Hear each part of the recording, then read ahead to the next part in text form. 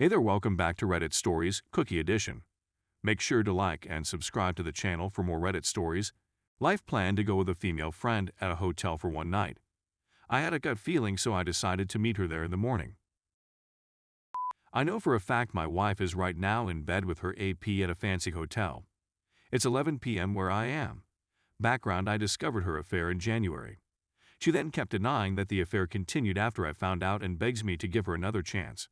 I always told her I know she is continuing to see him, but she strenuously denies and swears she has nothing to do with him anymore. I demanded separation in February, and we signed an amicable separation agreement last week, yet to be validated by the court.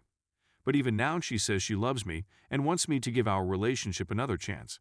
I told her I don't believe her sincerity, that she lied to me way too many times, and I can't trust her anymore. Yesterday she told me she needed to unplug and would go with a female friend of hers at a hotel for one night.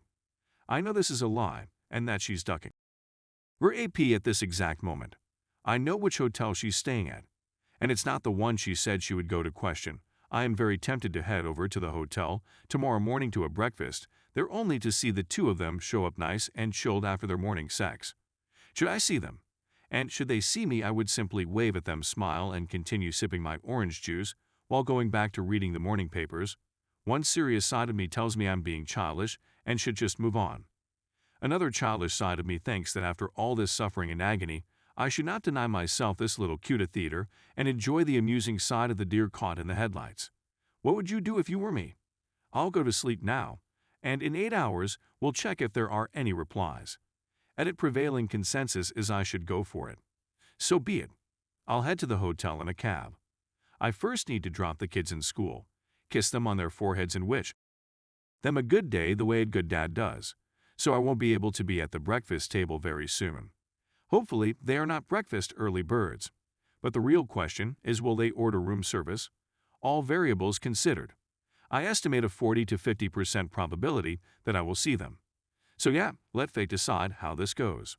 Update. So this morning, when I woke up, I wrote that I would head over to the hotel, and I gave myself a 40 to 50% probability that things would pan out as planned. My big question mark was whether they would take room service. I wrote, let fate decide how this goes. Turns out fate played this out in a weird and sort of interesting way. I dropped off the kids at school and managed to reach the hotel at 815, room pretty much empty, so I chose an ideal spot with a view on the entrance and table placed right between the two big rooms that comprise all the interior seating, perfect view of outside seating as well. I brought along a big wide newspaper and plugged a hole in the center so that when the two would show up, I would put the newspaper in front of my face and would still be able to see where they would sit. Took my Pano chocolate for them, actually a succulent chocolate muffin, and a slice of banana cake. Orange juice as promised and cappuccino de rigueur. I truly felt like a cop in a Hollywood movie. First time I ever did this. Checked wife's WhatsApp to see the last scene's time. Yes, she's awake. Of course she's awake, dude.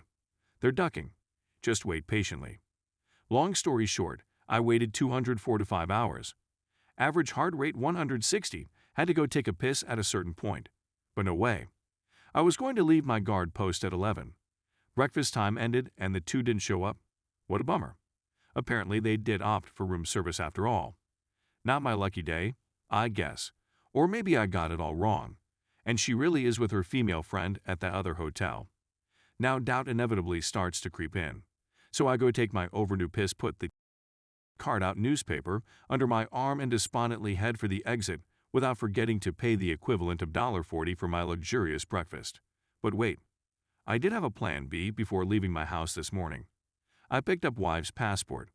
So I headed to reception and told the guy that I was asked by Mr. Last Name of AP to bring him this passport I have here in my hand. Asked him to please look him up. The guy fumbles for some time, asks me AP's first name, which luckily I know, but still no joy. Just when I was about to tell him maybe it's under another name and was about to give him my wife's last name. Reception guy tells me, oh, they're leaving right now, see, and points right behind me.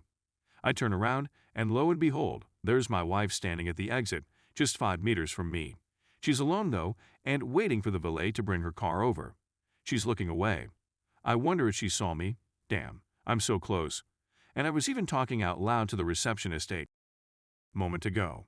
But she keeps looking in another direction. I look at her. I want to vomit. Car arrives. She leaves. I had a grand total of like 2 seconds to decide whether to say hi to her and see her reaction. He wasn't there though. Alas, no coup de theater. I stayed silent. I told myself there's time to tell her later today. Now I was just curious to see her behavior once we both got back home.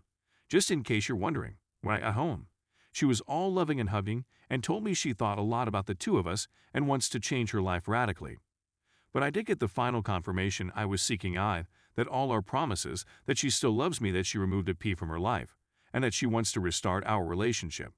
We're just a big mound of stinking BS. Wife slept in a room that was under the name of AP. That's all I needed to know. I came back home, had been way colder than usual.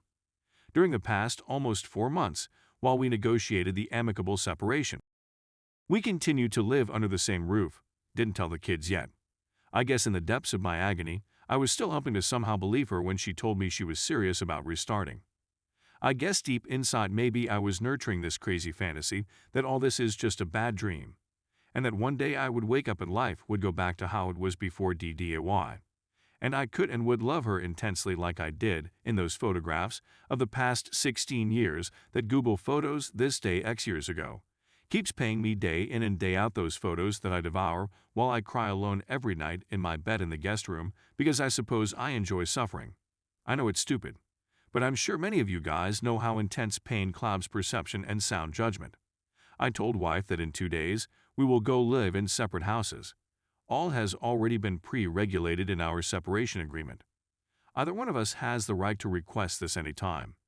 Tomorrow we inform. The kids, a new life begins. The time has come to pull the plug in earnest. The sick tooth has been dangling lifeless in my mouth for a long time because I was afraid of the pain of pulling it out. Now is the time to extirpate it once and for all. While I was writing this, wife popped in and said she wants to talk. This will be the right moment, I think, to tell her I was standing right behind her this morning. Or maybe I should just tell her nothing and let her wonder why I took all these big decisions all of a sudden. Not sure. Really? I guess I'll just play by ear. Yes, I know. This is the most stupid possible way of going about it. But I guess I just don't give a crap at this point. We have reached the end of the story. Let's listen to some of the comments by our Reddit listeners with op replies. Comment 1: So, did you tell her you saw her? Op reply: I told her she said she wanted to see him one last time to close off their relationship once and for all, and that now she is. Thanks for watching my video. Make sure to like and subscribe for more Reddit stories.